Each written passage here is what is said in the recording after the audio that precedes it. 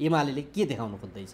हेलिकप्टरबाट पुष्पवृष्टि, अब 50 लाखको स्टेज। चितवनमा एमालेलाई स्वागत छ। प्रचण्डैलाई आछु भयो, खान्ते पिन्ते गर्ने, राम रमाइलो गर्ने, सेल्फी खिच्ने, फोटो खिच्ने। महाधिवेशन भनेको तडक बडक देखाउने र शक्ति प्रदर्शन गर्ने, जनता देखाउने, चर्का नारा लगाउने, गीत गाउने, अङ्ग प्रदर्शन गर्ने, यस्तोलाई यिनीहरूले महाधिवेशन बनाए। एमाले त के देखाउन खोज्दैछ भने त्यहाँभित्रको जुन एउटा विभाजनकारी तत्त्व थियो, त्यो तत्त्वको बहिर्गमन र एमालेलाई जसरी गठबन्धन गरेर परमादेशबाट सत्ताबाट बाहिर पार्ने एउटा दुष्चक्र चलाइयो। त्यसपछि पनि हामीहरू जिउँदैछौँ भन्ने एउटा प्रमाणको लागि उनीहरू दत्तचित्त भएर त्यो महाधिवेशनको प्रपञ्चमा लागेका थिए। विभाजनपछि पनि एमाले जिउँदैछ, उनीहरूलाई त्यो देखाउनु थियो। अरू के हुन्छ र? यी त खान्ते पिन्ते पद प्रतिष्ठाको लागि मरिहत्ते गर्नेहरू न हुन्। पद पाउने जति एक बाटो हिँड्छन्, पद नपाउनेहरू माधव नेपालको बाटो लिन्छन्। यिनीहरूसँग 5-7 लाख पार्टी सदस्य छन् भनेका छन्। चिनिया कम्युनिस्ट पार्टीको 5-7 करोड पार्टी सदस्य होला। अब तिनीहरूको त्यहाँ चाहिँ 25 सदस्यीय स्थायी समिति हुन्छ, यहाँ 45 सदस्यीय स्थायी समिति हुन्छ भन्दैछन्। त्यहाँ 175 सदस्यीय सेन्ट्रल कमिटी हुन्छ, यहाँ 301 सदस्यीय हुन्छ भन्दैछन्। तिनीहरूको के काम छ त त्यहाँ? वामदेव को हुन बोलाउनै पर्ने? वामदेवकै कारणले एमालेमा विग्रह आएको छ। कम्युनिस्ट एकता राष्ट्र निर्माणको लागि अपरिहार्य छ। एमालेभित्र यो लेदो हालिदिएको, यो भाँडभैलो मचाएको प्रचण्डले हो। यिनीहरूलाई त कुट्टी यिनीहरू आतङ्ककारी हुन्, यिनीहरूलाई जमिनमा गाड्नुपर्छ। कुलङ्गारहरू जन्मिने देशमा पार्टी तोड्नु फोड्नु कत्रो ठुलो कुरा भयो। बाबुरामले सडक बनाए भन्छन् नि काठमाडौँमा। बाबुरामसँग त्यस्तो किसिमको भिजन कहाँ थियो र? त्यो राजाकै पालाको भिजन हो र राजाले नै तयार गरेको त्यो प्रारूप हो।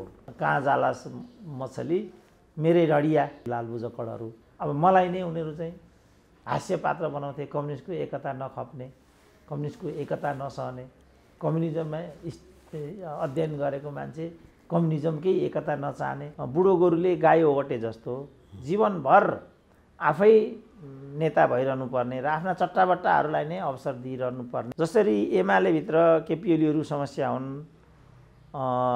काङ्ग्रेसभित्र शेरबहादुरहरू समस्या हुन्, त्यसरी नै राप्रपाभित्र पनि कमल थापाहरू समस्या हुन्। लोकतन्त्र भनेको त्यसै पनि यो वीरता प्रथामा चल्ने सिस्टम होइन। राजनीति भने वीरता हो र? अब विद्या भण्डारीकै जुन स्थान छ, माया गेवालीको त्यो स्थान छ त? शेरबहादुरकै एकजना राइट ह्यान्डले भनेका थिए शेरबहादुरको उत्तराधिकारी आर्जु हुन् भनेर।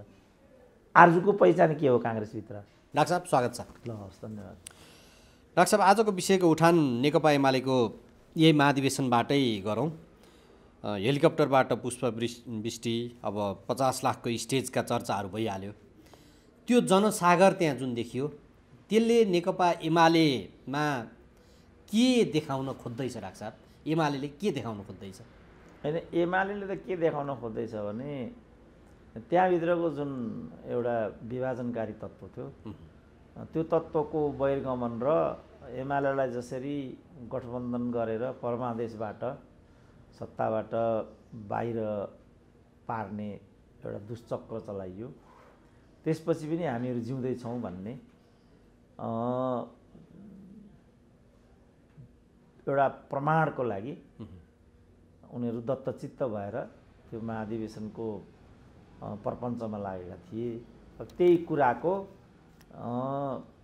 आँखो देखा हामीले हिजो प्रत्यक्ष प्रसारणमा देख्यौँ। कुरा त्यति हो। सूर्यमा ग्रहण लागिसक्यो भन्थे, त्यस पछाडि पार्टी पनि 3 टुक्रा भएको, अब 6वटा प्रदेशको लगातार सरकार गिरावट भएको, अब अस्तव्यस्त अवस्था भएको भन्ने खालको जुन थियो र मूल नेताहरू खास गरी वामदेव, झलनाथ, माधव नेपाल यिनीहरू पार्टीको ढोकाबाटै आउट भएको यो अवस्थामा त्यो खालको जुन त्यहाँ त्यो जनसागर देखियो, त्यसले एमालेमा उहाँहरूले भने जस्तो 2% मात्र क्षति भन्थे, त्यस्तै अवस्था देखिएको हो त? त्यो त भन्न सकिँदैन, किनभने 2% के एक मतले पनि मतमा त निर्णायक भूमिका खेल्छ। प्रतिशत भनेको त ठुलो हो नि त। त्यो उनीहरूको आत्मरति हो, त्यतातिर नजाउँ, गलत निष्कर्षमा पुगिन्छ। मुख्य कुरा के भने विभाजनपछि पनि एमाले जिउँदैछ, उनीहरूलाई त्यो देखाउनु थियो। एउटा हदमा उनीहरूले त्यो देखाउन सकेको बाहिरबाट आकलन गर्न सकिन्छ। त्यसमा पनि अब नेतृत्व बनोटको कुरा बाँकी नै छ, किनभने यी त खान्ते पिन्ते पद प्रतिष्ठाको लागि मरिहत्ते गर्नेहरू न हुन्। हजुर, अब भोलि पद पाउने जति एक बाटो हिँड्छन्, पद नपाउनेहरू माधव नेपालको बाटो लिन्छन्, काहीँ पनि नहुनेहरू वामदेवको बाटोमा पुग्छन्। अब यी त पदखोर मान्छे न हुन्।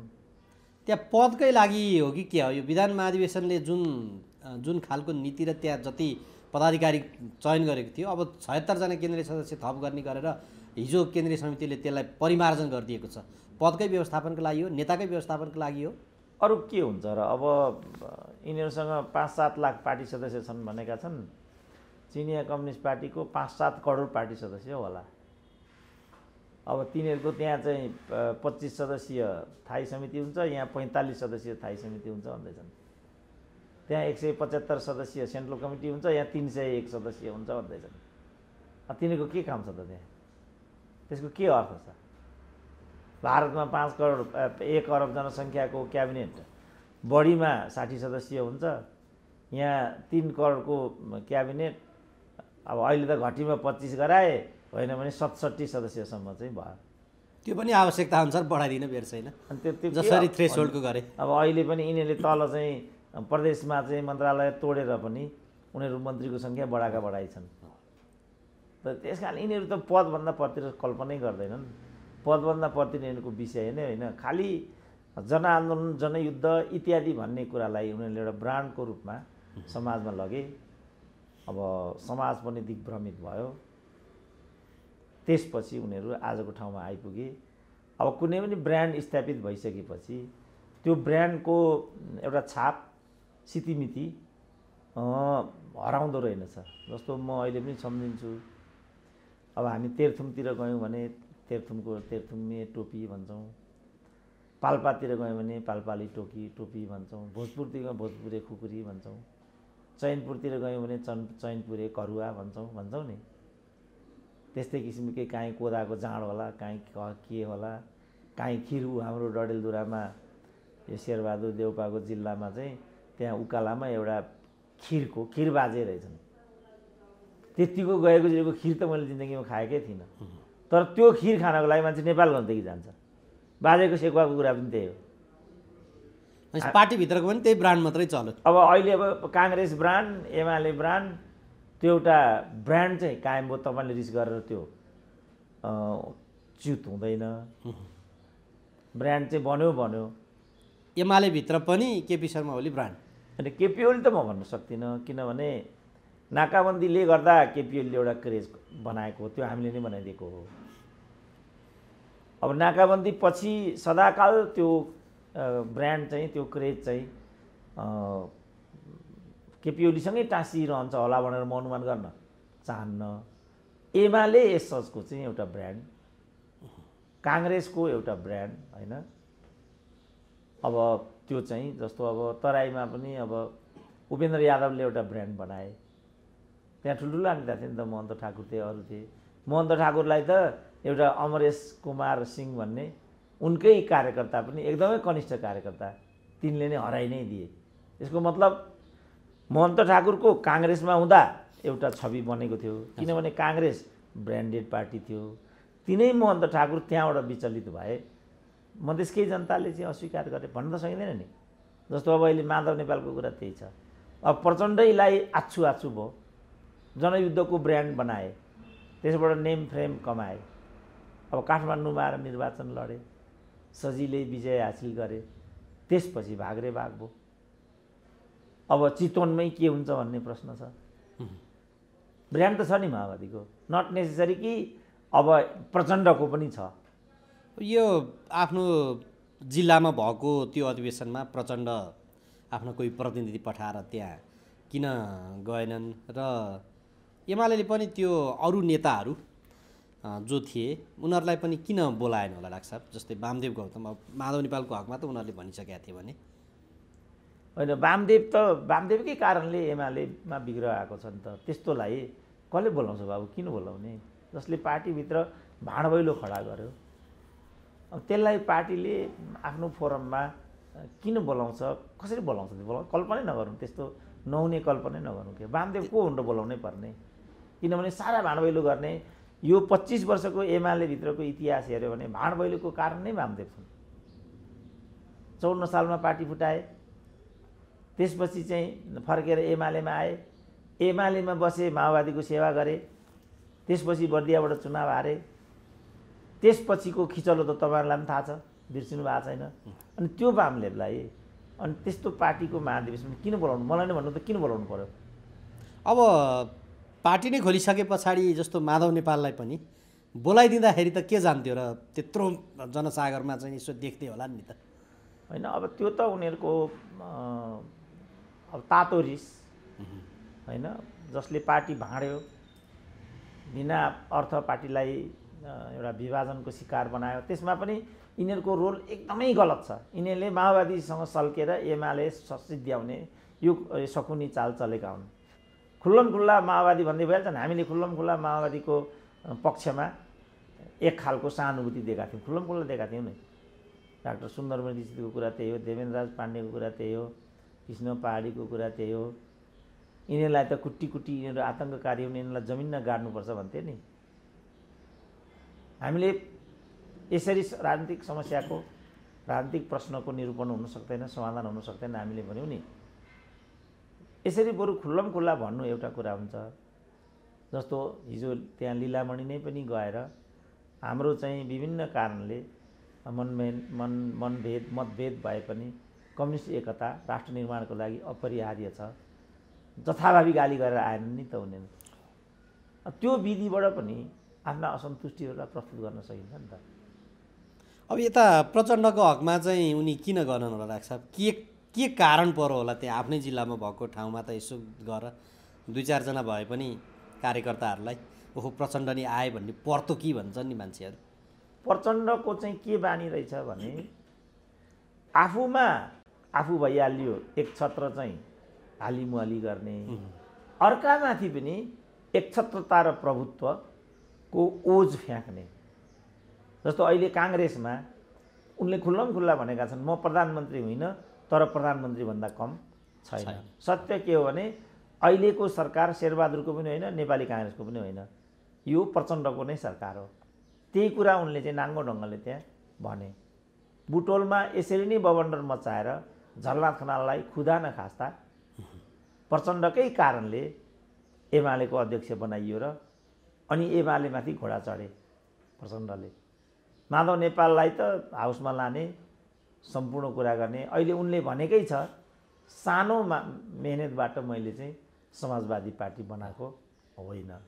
ती प्रचण्डलाई त्यहाँ त यो क्रेज प्राप्त हुने सम्भावना सके त हुटिङ हुन्थ्यो होला, किनभने एमालेभित्र यो लेदो हालिदिएको, यो भाँडभैलो मचाएको प्रचण्डले हो भन्ने कुरा त लुवाठै एमाले पनि बुझ्दो हो नि त। हेडक्वार्टरमा बमबार्ड गरे भने हेर्नुहोस् न अहिले। अब त्यो त उनीहरूको पार्टीभित्रको कलहको कुरा थियो, त्यो बमबार्ड अर्कै थियो। तर सत्य कुरा के भने एमालेभित्र चाहिँ भाँडभैलोको हुँडलो मचाइदिएको प्रचण्डले नै हो र एमालेलाई नसिद्ध्याइकन मेरो हस्ती जम्दैन भन्ने एउटा दुराशयबाट नै त्यस भन्नुपर्यो दुश्चक्रको निर्माण गरेको थियो प्रचण्डले। र यो उनले कथित पार्टी एकता पनि केपी ओलीको प्रतिकूल स्वास्थ्यलाई हेरेर नै केपी ओली गइहाल्छन्, माधव नेपाल र झलनाथलाई त म घोडा चढिहाल्छु भन्ने दुराशयबाट नै यो कथित पार्टी एकताको नाटक गरेका थिए प्रचण्डले। अब यसलाई त केपी ओलीले सार्थक हुन दिएनन्।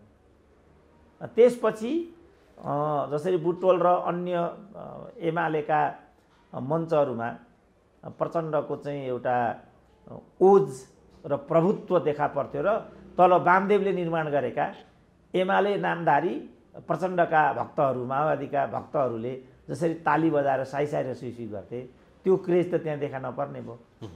त्यस्तो बेलामा कसरी जान्थे त प्रचण्ड? त्यस कारणले प्रचण्ड त्यहाँ नपुगेका हुन्। उनले वास्तवमा त्यो गर्नुको सट्टा गएरै जस्तो लीलामणिले मन जितेर आयो नि त। हाम्रो चाहिँ विभिन्न कारण, प्राविधिक कारणले हामी एक ठाउँमा बस्न सकेनौँ, तर हामी एक ठाउँमा नबसिकन नेपालको कम्युनिस्ट क्रान्तिले, नेपालको विकास निर्माणले पूर्णता पाउँदैन।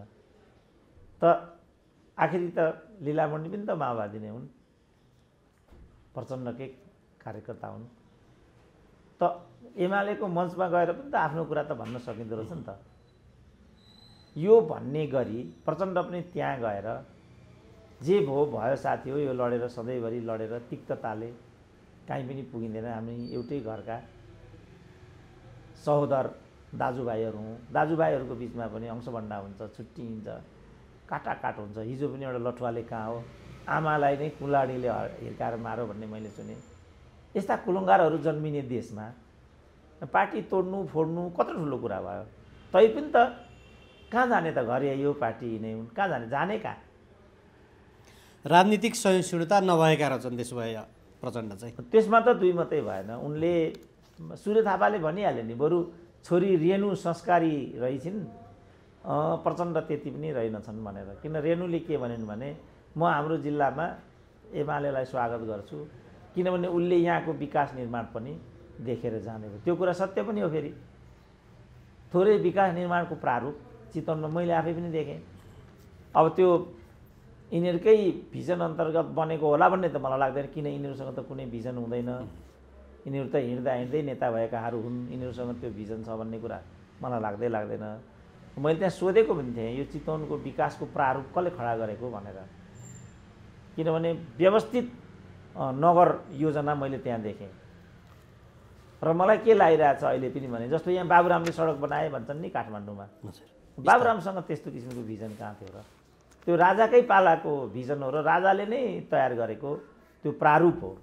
बिचमा यो अनेक किसिमका चाहिँ सत्ताको घोडा चढेर सडकमै घर बनाउने जुन बेइमानहरूले सडकमा घर बनाएका थिए, तिनीहरूलाई भत्काइदिने, डोजर लगाइदिने काम र राजाले खडा गरेको सडक सञ्जाल र प्रारूपलाई पिच गर्नेसम्मको काम बाबुरामले गरेका हुन्। र मैले बुझेसम्म चितवनमा पनि रेणुले त्यति मात्रै गरेकी हुन्। हुँदाहुँदै पनि त्यति पनि त गरिन्, ठुलै कुरा भयो।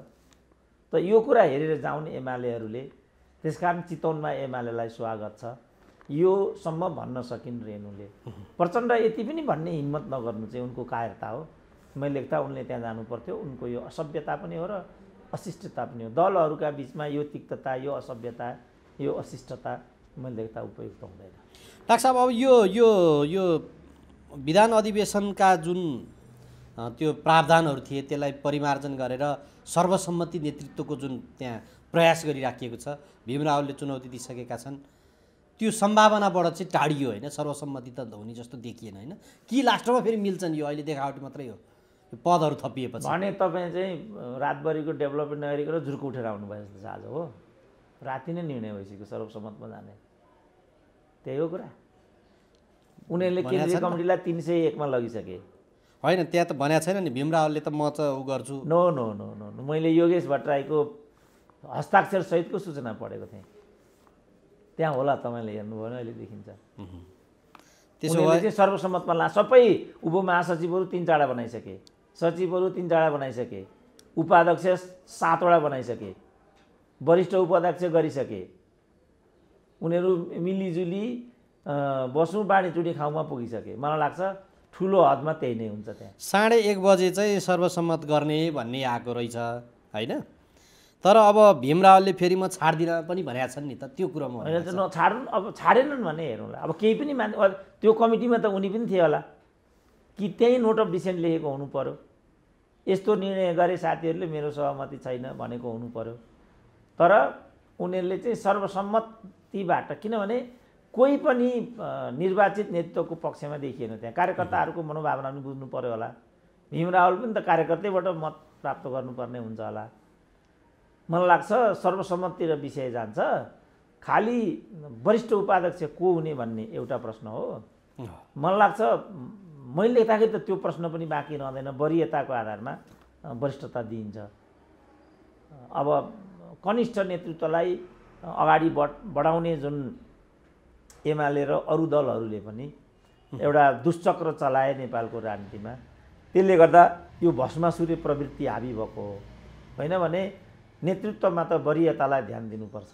अब उनीहरू वरियतालाई पनि नमान्ने, विज्ञतालाई पनि नमान्ने, योग्यतालाई पनि नमान्ने भएपछि त भाँड भैलो हुन्छ।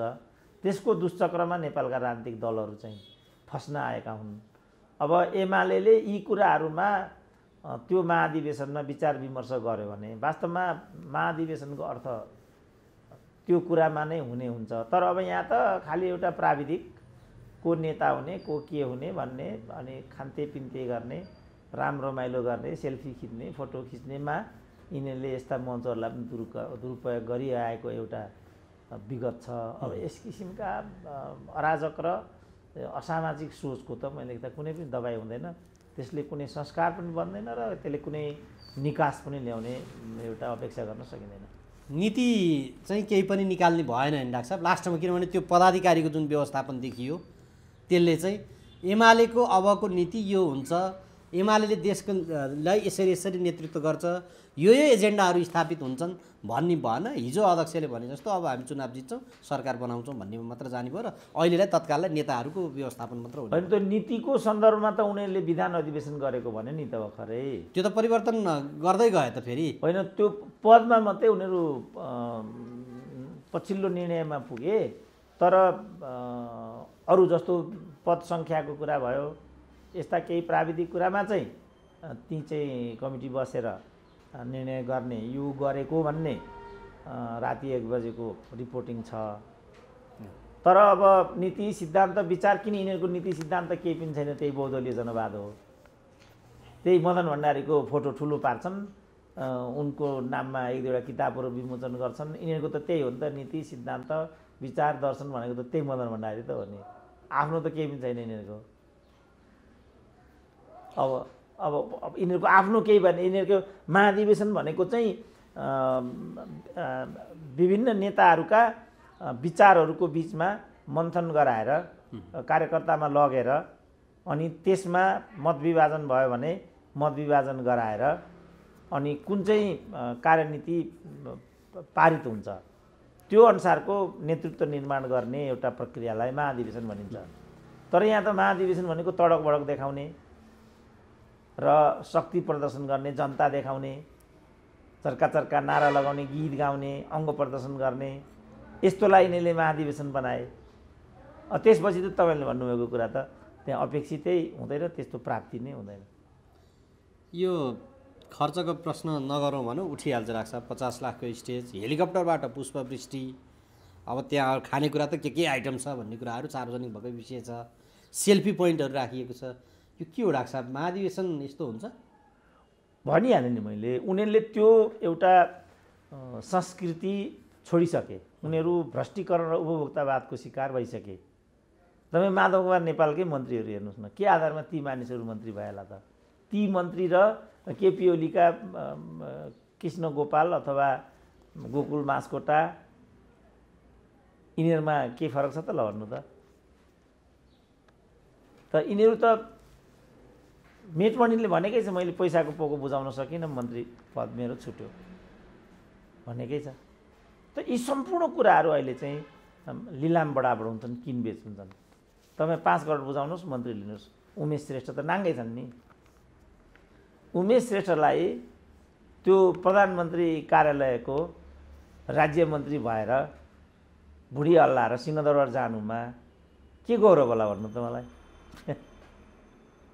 एउटा बिचरा निरीह काङ्ग्रेस जो त्यहाँ पुगौँला भनेर 50 वर्षदेखि लाइनमा बसेको होला, त्यसलाई उपेक्षा गरेर त्यो प्रवृत्तिलाई चाहिँ अस्वीकार गरेर यस्तो किसिमको प्रवृत्ति जहाँ राजनीतिक दलहरूले चाहिँ प्रवर्तन गरे, तिनीहरूबाट आशा गर्ने चिजै के हुन्छ ल भन्नु त? के आशा गर्ने हामीले?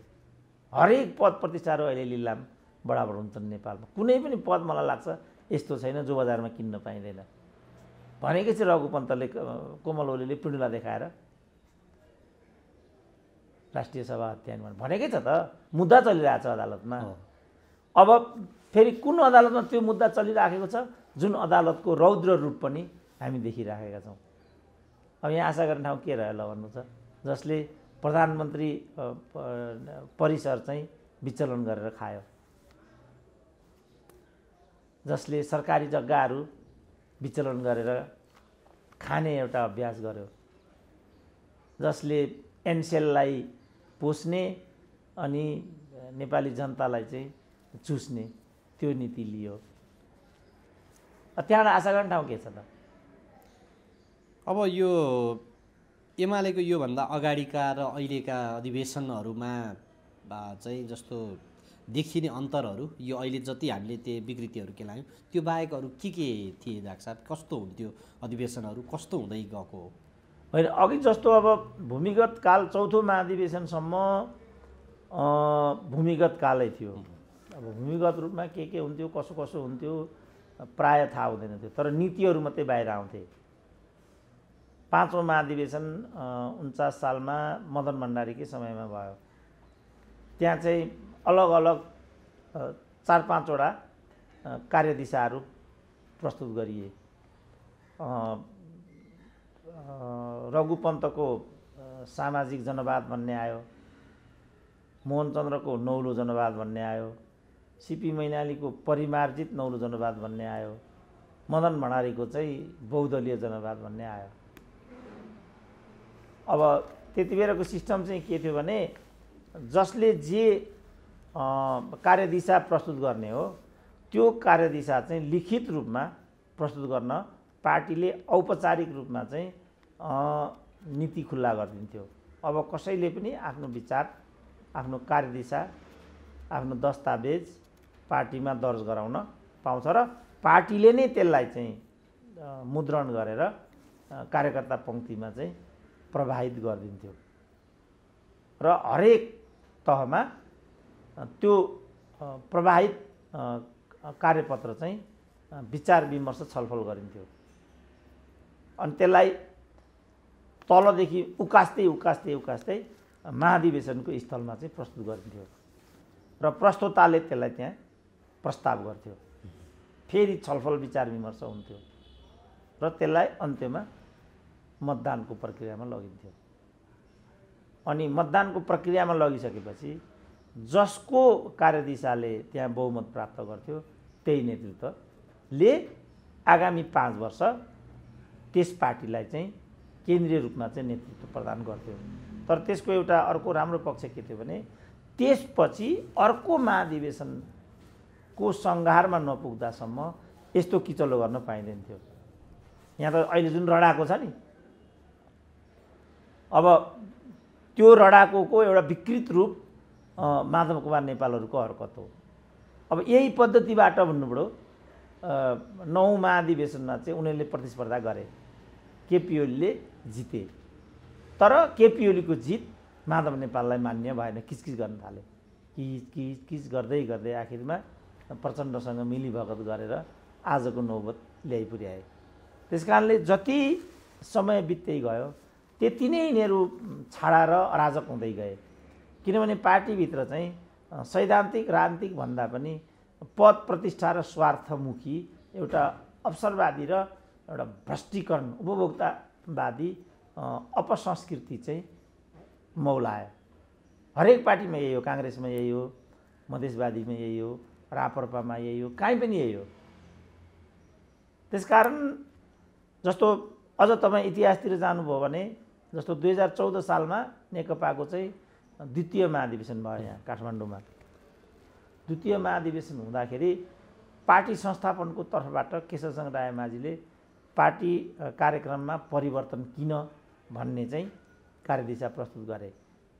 त्यसको प्रत्युत्तरमा पार्टीका संस्थापक महासचिव पुष्पलालले चाहिँ गणतान्त्रिक कार्यदिशा प्रस्तुत गरे। त्यहाँ निर्वाचनमा गयो विषय, संस्थापन हार्यो, पुष्पलालले जिते।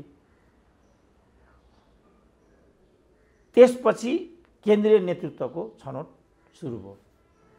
कस्तो विरोधाभास भयो त्यहाँ भनेदेखि मतदाताहरूले चाहिँ 17 जना केन्द्रीय कमिटीको निर्वाचन गरेकोमा ती 17 जनाले पनि पार्टी महासचिवलाई मतदान दिन सुरु गर्ने क्रममा त के देखियो नतिजा भने केशवचन्द्र रायमाझीको पक्षमा 12, पुष्पलालको पक्षमा 5 मत पर्यो। भनेपछि पार्टी कार्यक्रममा परिवर्तन किनको कार्यदिशा असफल, तर नेता चाहिँ सफल। गणतान्त्रिक लाइन पारित, नेतृत्व चाहिँ असफल भएपछि चाहिँ पार्टी नै कार्यक्रमविहीन अवस्थामा फस्न पुगेपछि, किनभने केशवचन्द्र हार्ने बित्तिकै पुष्पलालको राजनीतिक कार्यदिशा त बाहिर ल्याएन, त्यो प्रकाशित पनि भएन। अब आफ्नो लाइन प्रकाशित गरौँ, असफल भएको कार्यदिशा भयो। यसरी पार्टी चाहिँ कार्यक्रमविहीन अवस्थामा फस्न पुग्यो र अन्ततः 17 साल हुँदै 19 सालमा गएर त पार्टी नै विभाजित हुन पुग्यो। त विगत हेऱ्यो भने यी सब कुराहरू छन्। हुँदाहुँदै पनि पार्टीभित्र चाहिँ सैद्धान्तिक आधारमा किचोलाका प्रक्रियाहरू त जन्मजातै थिए। औपचारिक रूपमा चाहिँ 19 सालमा पार्टी फुट्यो। पार्टी फुट्दाखेरि फेरि त्यहाँ के भयो भन्दा तुलसीलालले राष्ट्रिय प्रजातन्त्र नामक कार्यक्रम प्रस्तुत गरे। पुष्पलालले फेरि 9औं जनावधि कार्यक्रम प्रस्तुत गर्न खोजे। त्यो अन्तर्राष्ट्रिय कम्युनिस्ट आन्दोलनको पनि त्यसमा प्रभाव थियो। यो राष्ट्रिय प्रजातन्त्र भनेको चाहिँ रुसी लाइन थियो, 9औं जनवादी भनेको चाहिँ चिनिया लाइन थियो। यसरी अन्तर्राष्ट्रिय प्रभाव पनि त्यहाँ हुन्थ्यो, राष्ट्रिय प्रभावहरू पनि हुन्थे। तर अहिले जस्तो उपभोक्तावाद र भ्रष्टीकरणको दुश्चरित्र चाहिँ त्यहाँ हाबी थिएन। राजनीतिक रूपमा नै, सैद्धान्तिक रूपमा नै विचार विमर्शहरू गर्थे, प्रतिस्पर्धाहरू गर्थे र त्यो प्रतिस्पर्धाको नतिजालाई उनीहरू मान्थे। महत्त्वपूर्ण कुरा जस्तो बहुदलीय जनवादले नै जित्यो, सिपी मैनालीले पार्टी फुटाएनन् नि। पछि 54 सालमा जब यिनीहरूको 6औं सम्मेलन भयो, सायद त्यो नेपालगञ्जमा भएको थियो, त्यहाँ चाहिँ महाकाली द्वन्द्वको विषय बन्न पुग्यो, महाकाली सन्धि। अन्ततः त्यसलाई नै लिएर वामदेवले पार्टी फुटाए। तर सिपी मैनालीले त त्यो पार्टी फुटाउने सोचेनन् नि। आफ्नो वैचारिक लाइन चाहिँ असफल हुँदाहुँदै पनि उनी तीभित्र सङ्घर्ष गर्दै पार्टी जीवनमा सुचारू नै रहे। उनी प्रताडित थिए, उपेक्षित थिए, त्यो सबै कुरा हो। तर उनी त्यही पार्टीमा रहने गर्थे। जस्तो पुष्पलालको कुरा पनि यही हो। पुष्पलाललाई त फटाहरूले 6 सालमा पुष्पलालले पार्टी स्थापना गरे, 8 सालमा उनलाई पार्टीबाट निकालिदिए नि त, महासचिव नेतृत्वबाट हटाइदिए। तर पुष्पलालले पार्टी छोडेनन् नि। अब केशवजङ रायमाझी जस्तो भनौँ न, अब के भन्ने उनलाई होइन, रायमाझी पन्थी भन्छन् नि यिनीहरू। त्यस्ता रायमाझी पन्थीको मातहत पानी पुष्पलालले 12, 13 भनौँ न, 14, 15, 16, 17, 18, 19 सालसम्म 7 वर्ष केशवजङ रायमाझीको मातहत पनि काम गरे पुष्पलालले। तुलसीलालको मातहत पनि काम गरे। तर अन्ततः पार्टी चाहिँ कार्यक्रमविहीन र केन्द्रविहीन भइसकेपछि 19 देखि 25 को अन्तरालमा अब केन्द्रीय कमिटीको बैठकै हुन छोड्यो। विवश भएर उनले चाहिँ 25 सालमा पार्टी पुनर्गठनको प्रक्रिया थाले। यसरी झन्नै 20 वर्ष पार्टीभित्रै सङ्घर्ष र द्वन्द्व गर्न तत्पर भए पुष्पलाल। तर पार्टी विभाजनको कुरा चाहिँ उनले सोचेनन्। अब अहिले माधव भगवान नेपाललाई अब 5 वर्षको लागि केपीओली त्यहाँ नेतृत्वमा आएका थिए होइन त, 3 वर्ष व्यतीत भइसकेको थियो। अब यो भदौको कुरा म भन्दैछु, 77 भदौको कुरा। पार्टीको महाधिवेशन आयोजित थियो चैत्रमा, यो भदौको कुरा म भन्दैछु। केपीले के भने, तपाईँहरूलाई साह्रै हतार छ भने मङ्सिरमै महाधिवेशन गर्नुहोस्, नेतृत्व लिनुहोस्, होइन भने चैत्रसम्म पर्खिनुहोस्, म उठ्दिनँ, तपाईँहरू प्रतिस्पर्धा गर्नुहोस्, अनि म पूर्णकालीन प्रधानमन्त्रीको रूपमा काम गर्छु। किनभने स्थिरता र स्थायित्वको पक्षमा यो मतादेश पनि हो, यसले एउटा राम्रो सन्देश पनि जान्छ। अनि त्यही सन्देश लिएर अनि निर्वाचनमा जाउँ, पार्टीलाई विजयी बनाएर यथास्थानमा पार्टीको स्थिति निरूपण गरेर म यहाँबाट छुट्टी लिन्छु। अब यिनीहरूको भनाइअनुसार केपीओलीमाथि भर गर्न सकिँदैन, उनको बोलीमा कुनै विश्वास हुँदैन। उनले न त महाधिवेशन गराउँछन्, न निर्वाचन गराउँछन्, न निर्वाचनपछि चाहिँ दल विजयी बन्यो भने प्रधानमन्त्रीत्व छोड्छन्, केही पनि छोड्दैनन् यिनले। त्यसकारण यिनलाई यही टाइम हो, 1 निकालिन्छ, 2 निकालिन्छ र निकालिकन छोडिन्छ भन्ने एउटा कार्यनीति प्रचण्डको पहल कदमीमा झलनाथ र माधव कुमार नेपालहरूले बाहिर ल्याए। त्यसपछि यो विभाजन र अराजकताको स्थिति उत्पन्न भएको छ। अब म एउटा इतिहासको पनि विद्यार्थी हो र अब श्रृङ्खलाबद्ध रूपमा विभिन्न भागमा कम्युनिस्ट इतिहासहरू लेखिराखेको हुन्छु। मैले चाहिँ यो सब श्रृङ्खला यसरी नै बुझेको छ। यो बुझाइमा केही कमी छ, यसमा केही त्रुटिहरू छन्, वा यसमा कुनै किसिमको पक्षधरता छ भनेदेखि म सार्वजनिक रूपमा साथीहरूलाई आह्वान गर्छु, मेरो यसमा कहाँ खोट छ, कहाँ त्रुटि छ, कहाँ पक्षधरता छ, कृपया मलाई फिडब्याक पनि दिनुहोला। तर मैले पछिल्ला घटनाहरू कम्युनिस्ट आन्दोलनभित्रको पछिल्लो एउटा प्रवृत्तिलाई चाहिँ भिजुअलाइज गरेको यस खालले छ। डाक्टर साहब, जस्तो यो पार्टीको यो घटनाक्रमपछि केपी शर्मा ओली माथि नै निरन्तर जुन खालको प्रहार भइरहेको थियो, त्यो प्रहारमा चाहिँ केपी शर्मा ओली लागिराखे। अहिले चितवनमा जुन खालको मानिसहरूको त्यहाँनिर भिड देखा पर्यो, त्यसले यो अस्थिरताको मूल कारक केपी शर्मा ओली भन्थे, किनभने सरकार उनले छोडे पछाडि यो यस्तो काम हो कि गर्नै सकेन। प्लस यो चाहिँ 6वटा प्रदेशका सरकारहरू नि गुमाए, सङ्घमा यस्तै अवस्था भयो, चाहिँ नि संविधानलाई डिरेल बनाइयो, ट्र्याकबाट बाहिर लगियो भन्ने खालको जुन खालको हो थियो, त्यसमा उनी सरकार सञ्चालनमा असफल, यतापट्टि पार्टीभित्र चाहिँ एक ढिक्का राख्नलाई सफल भएका हुन्। त्यो दिशामा चाहिँ होइन, अब मनोगत रूपमा त पार्टी विभाजित जस्तै छ। जस्तो यो 10 जनाको समूह भने पनि कुरा त्यही हो, त्यहाँ विश्वासको वातावरण बन्दैन। माधव कुमार नेपालहरू त त्यहाँबाट बाहिरिएकै छन्। त्यस कारणले यो पार्टी एक ढिक्का भन्ने कुरा त्यहाँ विद्यमान छैन। पार्टी विभाजित नै भएको छ वास्तवमा। र एउटा नेताको रूपमा यसको जिम्मेवारीको ठुलो एउटा हिस्सा चाहिँ केपीले नै लिनुपर्छ, किनभने उनकै पालामा यो विभाजन भयो, उनले नै यसलाई व्यवस्थापन गर्न सकेनन्। माधव कुमार नेपालको यसमा अर्कै न्याय होला, त्यो कुरा मान्न सकियो। प्रचण्डले पनि प्राविधिक रूपमा गल्ती गरेका छन्, किनभने 2.5 वर्षको प्रधानमन्त्रीत्वको कुरा पार्टी एकताका लिखतमै थियो। पछिल्लो कालमा बिस्तारै केपी ओली दाइने देब्रे सोच्न थाले र उत्ताउलिएर प्रचण्डले केपी नै 5 वर्षको प्रधानमन्त्री हुन् भन्न भ्याए। यो त गलत थियो। फेरि दुराशय पनि यसभित्र थियो, किन अघि पनि भने मैले, केपी ओली मरिहाल्छन्, भकारो खाली भइहाल्छ, कहाँ जाला मछली मेरै रडिया, यो एउटा दुराशयबाट प्रचण्डले यो सब नचाहिँदा अभिव्यक्तिहरू दिँदै हिँडेका थिए। हुँदाहुँदै पनि पार्टी फुट्यो कहिले त केपीको पालामा। कसले चाहिँ 2/3 एउटा व्यवस्थापन गर्न सकेन, केपी ओली। को सत्ताच्युत भए, पदच्युत भए, केपी ओलीका मान्छे। त्यो त हामी देखिरहेछौँ नि। त्यस कारण यो वास्तविकता हो। यो वास्तविकतालाई मान्ने कि नमान्ने आफ्नो कुरा भयो। यसको मतलब यसमा प्रचण्डको हात छैन, माधव नेपालहरूको हात छैन, झलनाथहरूको हात छैन भन्ने कुरा होइन, सबैको हात छ। तर नेतृत्वमा चाहिँ त रहेका केपी नै हुन्। इतिहासले त यसको उत्तर त उनीबाट नै खोज्छ। त्यसकारण यसको एज ए लिडर यसको जिम्मेवारी केपीले नै लिनुपर्छ र यो जवाबदेहिता उनकै काँधमा जान्छ। इतिहासले उनीसँग नै यो प्रश्न सोध्छ। सँगसँगै अरूले पनि केपी ओलीलाई एउटा तीभित्र बसेर एउटा सैद्धान्तिक द्वन्द्व गर्नुपर्ने, तीभित्रको प्रक्रिया, अल्पमत बहुमतको प्रक्रियालाई पर्खिनुपर्ने, महाधिवेशनलाई पर्खिनुपर्ने, यो कुराबाट त अल्पमत पक्ष पनि चाहिँ दोषी नै हुन जान्छ।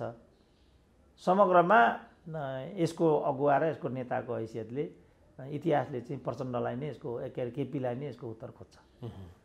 माधव नेपालले यदि त्यहीँभित्र बसेर सङ्घर्ष गरेका भए अहिले उनी राइज हुन सक्ने अवस्था रहन्थ्यो, टुक्रा झुन्डलेर बाहिरिनु पर्दैन थियो। माधव नेपाल त स्वतः यो त पालो स्वतः माधव नेपाल को एउटा विजय हुने स्थिति बन्थ्यो। तर यिनीहरूलाई विश्वास थिएन, किनभने केपी ओलीले 10 दुनियाँ अतिक्रम गरेर भए पनि बरु पार्टी फुटाउँछन् तर नेतृत्व हस्तान्तरण गर्दैनन् भन्ने यिनीहरूको मनोगत आरोप थियो। अब यो मनोगत मैले किन भने केपी ओलीले उनीहरूले भने जस्तै गर्छन् भन्ने कुराको त आधार त केही पनि, खालि त्यो त एउटा उनीहरूको आकलन मात्रै हो होइन। तर मेरो भनाइ के छ भने यस्तो होइन, उनीहरूले नेतृत्व हस्तान्तरण र पुस्तान्तरणको प्रक्रियामा जानुपर्ने र माधव नेपालले पनि केपी ओलीलाई कतातिर चाहिँ उद्वेलित गराउनु पर्ने भने सदाकाल हामीले पदमा बसिरहनु उचित हुँदैन। अब हामी अभिभावकीय ठाउँमा आउनुपर्छ र चाहिँ दोस्रो पिँढीलाई नेतृत्व हस्तान्तरण गर्नुपर्छ। यो राजनीतिमा जानु पर्थ्यो माधव कुमार नेपालले पनि। उनी त्यो राजनीतिमा गएको पनि देखिएन। उनीहरूको एउटै कुरा के भयो भने केपी ओलीले छोड्नु पर्यो।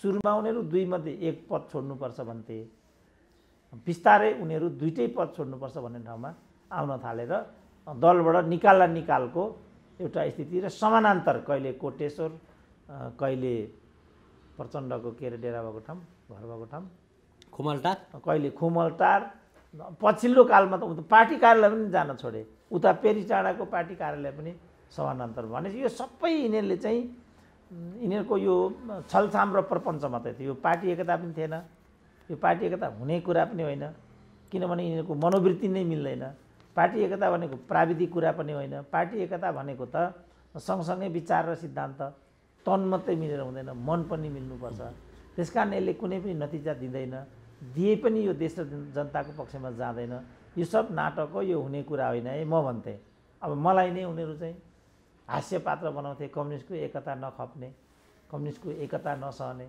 कम्युनिजममा अध्ययन गरेको मान्छे कम्युनिजमकै एकता नचाहने यो कस्तो खालको भन्दै चाहिँ सोसियल मिडियामा उत्ताउला प्रतिक्रियाहरू दिन्थे लालबुजकडहरू अब अहिले तपाईँ देखिहाल्नुभयो के भइराखेको छ यहाँ काहीँ पनि विचार सिद्धान्त देश जनता क्रान्ति छैन नि यहाँ हरेक ठाउँमा खाली पद आफन्त मन्त्री साधारण स्रोत मोज मस्ती ऐस आराम त्योभन्दा प्रति यहाँ कहाँ के छ यो एमालेको महाधिवेशनपछि अब अरू राजनीतिक दलको महाधिवेशनमा जाउँ डाक्टर साहब महाधिवेशनकै प्रसङ्गमा जस्तो काङ्ग्रेसको जिल्लाको अधिवेशनहरू भइराखेको छ त्यहाँ कतिपय ठाउँहरूमा चाहिँ सांसद अहिले बालवाला सांसद अथवा हेभीवेट भनिएका नेताहरू पराजित भएका छन् 18-20 वर्षका भर्खरका तन्नेरीहरूले जित्दै आएका छन् यता राप्रपाको हेऱ्यौँ भनेदेखि राजेन्द्र लिङ्गदेनले उम्मेदवारी घोषणा गरेका छन् अब त्यसलाई हामीले कसरी हेर्न सक्छौँ लाग्छ त्यो एकदम उत्साहवर्धक कुरा हो किनभने जसरी एमालेभित्र केपी ओलीहरू समस्या हुन् काङ्ग्रेसभित्र शेरबहादुरहरू समस्या हुन् त्यसरी नै राप्रपाभित्र पनि कमल थापाहरू समस्या हुन् यिनीहरूले जसरी बुढो गोरुले गाई ओगटे जस्तो जीवनभर आफै नेता भइरहनु पर्ने र आफ्ना चट्टाबट्टाहरूलाई नै अवसर दिइरहनु पर्ने जुन कार्यशैली विगत समयदेखि नै अपनाउने गरे त्यसले गर्दा दलहरूमा यस किसिमको विचलन आएको हो र त्यसले गर्दा दलहरू यसरी विभिन्दिएका हुन् त्यसकारण टु टर्मको सिस्टम हरेक तहमा चाहिँ अनिवार्य गर्नुपर्छ लोकतन्त्र भनेको त्यसै पनि यो वीरता प्रथामा चल्ने सिस्टम होइन यो आनुवंशिक लोकतन्त्रको विरोधी दुश्मन कुरा हो यो विजातीय तत्त्व हो लोकतन्त्र र परिवारवाद वंशवाद विजातीय प्रवृत्तिहरू हुन् अब यो विजातीय प्रवृत्तिमा जानाले नै भारतमा पनि काङ्ग्रेस आई अलमोस्ट विनष्टको कगारमा छ किनभने त्यहाँ पनि गान्धी परिवारको विकल्पको बारेमा नसोचिएन अहिले पनि त्यहाँ चाहिँ काङ्ग्रेस आईको को नेता हो गान्धी परिवार पछाडि भनेर हामीले प्रश्न तिर्स्यौँ भने राष्ट्रिय हैसियत प्राप्त व्यक्तित्व काङ्ग्रेस पार्टी अन्तर्गत छैन अब नेपालमा पनि को त गिरिजाहरूले नै खोइ त उत्तराधिकारी गिरिजाको उत्तराधिकारी को शेरबहादुरभित्र पनि शेरबहादुरको उत्तराधिकारी को शेरबहादुरकै एकजना राइट ह्यान्डले भनेका थिए शेरबहादुरको उत्तराधिकारी आर्जु हुन् भनेर आर्जुको पहिचान के हो काङ्ग्रेसभित्र मधेसवादीको पनि यही छ उपेन्द्रको उत्तराधिकारी को त्यसकारण यो खालको जो यिनीहरूले राजनीति गरे किनभने नेपालमा राजनीति भनेको एक खालको पेसा हो एक खालको व्यवसाय हो राजनीति भन्ने त समाज बदल्ने कुरा हो नि त राजनीति भनेको त एउटा सामूहिक एउटा अभियान हो नि राजनीति भने वीरता हो र राजनीति भनेको राजतन्त्र हो लोकतन्त्र भनेको राजतन्त्र हो त्यसमा वंशवाद चल्छ त्यहाँ त योग्यताको आधारमा एउटा उत्तराधिकारित्वको परिकल्पना गरिन्छ तर विश्वव्यापी रूपमा नै त्यस्तो पद्धति कमै छ विश्वव्यापी रूपमा काहीँ क्युबामा हेऱ्यो भने उत्तर कोरियामा तेस्रो पुस्ता चलिरहेछ त्यो त राजतन्त्रभन्दा बेग्लै के भएर उहाँ क्युबामा चाहिँ क्यास्ट्रोपछि क्यास्ट्रोका भाइ भए अहिले चाहिँ लाजै भयो क्यारे उनी पन्छेका छन् चाइनामा पनि माओपछि माओका श्रीमतीहरूको परिकल्पना गरियो तर धन्न त्यहाँ देङ सियाओपिङ जस्ता नेता उदय भएपछि आज चीन कहाँ पुग्यो अमेरिकालाई टक्कर दिने ठाउँमा पुग्यो किनभने उत्तराधिकारित्व प्रणाली सही हुनाले नै यो कुरा भएको छ नि त उत्तराधिकारीत्व प्रणाली भनेको अमुक नेताको उत्तराधिकारी हुने भन्ने कुरा होइन। अमुक पार्टीको जो नीति हुन्छ त्यो नीतिलाई सृजनशील तरिकाले कसले चाहिँ परिपालन र कार्यान्वयन गर्न सक्छ, यो हो। जसले गर्दा समृद्धि पनि देखियोस्, जनताले सुख सुविधा र शान्ति पनि पाउन्। आखिर राजनीति भनेको जनतालाई सुख सुविधा दिने कुरा हो नि। तर यहाँ चाहिँ नेता र उसको परिवारले मात्रै सुख शान्ति पाउने कुरालाई राजनीति बनियो। हजुरबाले पार्टीमा चाहिँ बलिदान गरेका थिए भने त्यही म चाहिँ कस्तो पुणे पुगेको थिएँ पोहोर एउटा कार्यक्रममा लिएर। त्यहाँ चाहिँ बाल गङ्गाधर तिलक भन्ने काङ्ग्रेसका सबभन्दा ठुला नेता हुन्, पुराना नेता। म जुन संस्थाको कार्यक्रममा गएको थिएँ त्यस संस्थाको प्रमुख अहिले बाल गङ्गाधर तिलकका नाति रहेछन्। उनको यस्तो क्रेज कि बाल गङ्गाधर कै कारणले नाति पुस्ताले पनि क्रेज पाउँदै गरेको स्थिति छ। यो अन्त पनि छ, यस्तो अमेरिकामा पनि छ, अन्त पनि छ यस्तो। तर यो लोकतन्त्रको विजातीय प्रवृत्ति हो। लोकतन्त्रमा यो अपेक्षित हुँदैन। लोकतन्त्रमा त योग्यता क्रम र पारदर्शिता अनिवार्य हुन्छ। कोही भयो भने, जस्तो परिवारभित्र पनि योग्यता अन्तर्गत भयो भने त भयो, किनभने परिवारभित्रको मान्छेले अवसर पाउनु हुँदैन भन्ने कुरा त केही पनि छैन। तर परिवारभित्रको सदस्यले पनि वरियता र त्यसको विधिमा चाहिँ छिर्नै पर्छ, उभिनै पर्छ। जस्तो माओका छोरा चाहिँ कोरियन युद्धमा चिनिया सेनाबाट संलग्न भएर लड्न प्योङयाङ पुगेका थिए र कोरियन भूमिमा नै लड्दा लड्दै माओका छोराको चाहिँ गोली लागेर मृत्यु भयो। भएपछि किम इल सुङले सोधे यसरी छोराको निधन भएको छ, स्पेसल एउटा विमानमा अथवा अरू उपायद्वारा चार्टर गरेर हामी बेजिङ पठाउँ भन्नेमा छौँ, के गरौँ भनेर सोधे। सोद्धा माओले के भने मेरो छोरो भनेर मेरो छोराको लागि मात्रै स्पेसल व्यवस्था गर्नु पर्दैन, चीनका अरू सेनाहरूको हकमा जे हुन्छ, जो मृतक छन्, अरू सैनिकहरूको हकमा जस्तो व्यवहार तिमीले गर्छौ मेरो छोराको सम्बन्धमा पनि त्यही व्यवहार गर्ने, मेरो छोरो भन्दैमा स्पेसल व्यवहार गरिरहनु आवश्यक छैन। त्यसकारण यो विशेषाधिकार, यो अवशिष्ट अधिकार कसैलाई पनि हुँदैन लोकतन्त्रमा।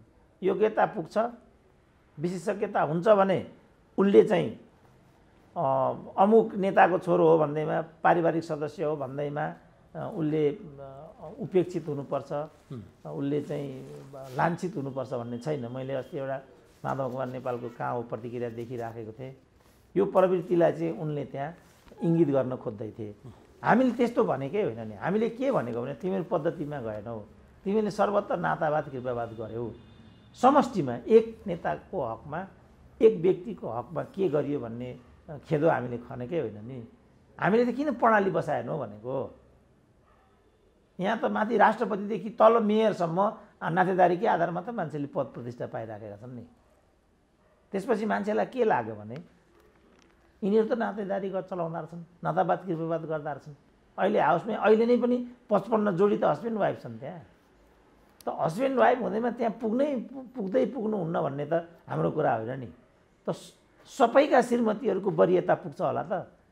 फेरि श्रीमतीभित्र पनि एउटाकी श्रीमती मालामाल छ, सधैँभरि कार्पेटमा छ, अर्काकी श्रीमती चाहिँ सडकमा पुगिराखे। शहीदका पत्नीहरू जम्मैले स्थान पाएका छन् त।